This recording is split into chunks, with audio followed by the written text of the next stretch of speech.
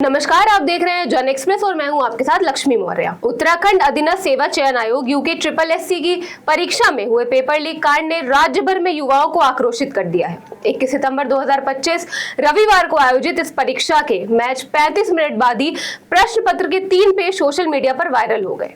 ये मामला सामने आने के बाद पूरे प्रदेश में हड़कंप मच गया और 22 सितंबर से देहरादून, हरिद्वार, कुमाऊं, रुद्रप्रयाग सहित विभिन्न जिलों में युवाओं ने सड़कों पर उतरकर जोरदार विरोध प्रदर्शन शुरू कर दिया।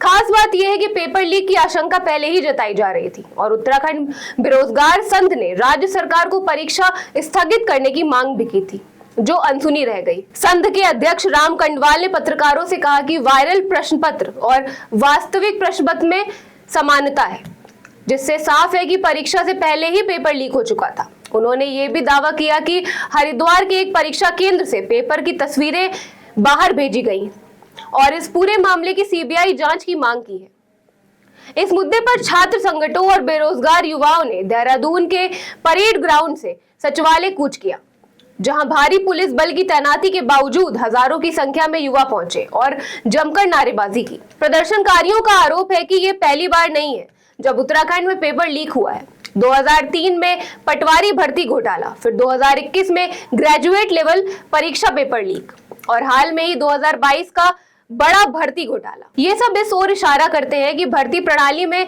कहीं ना कहीं गहरी साजिशें चल रही हैं।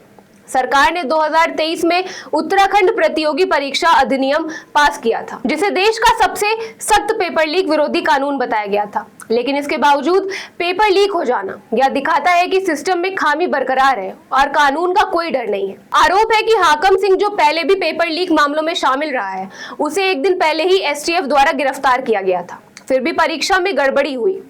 पुलिस ने मुख्य आरोपी खालिद और उसकी बहन साबिया को भी हिरासत में लिया है, जिन पर परीक्षा केंद्र से प्रश्न पत्र की फोटो खींचकर बाहर भेजने का आरोप है। मुख्यमंत्री पुष्कर सिंह धामी ने इस पूरे आंदोलन पर प्रतिक्रिया देते हुए कहा कि इस आंदोलन को राजनीतिक रंग दिया जा रहा है। उन्होंने युवाओं से अपील की कि वे सोच समझकर आंदोलन करें और ये तय करें कि उनके नाम पर कौन लोग अपना स्वार्थ सिद्ध कर रहे हैं। CM का दावा है कि सरकार पारदर्शी तरीके से 25,000 नियुक्तियां कर चुकी है और आगे भी ऐसे ही किया जाएगा।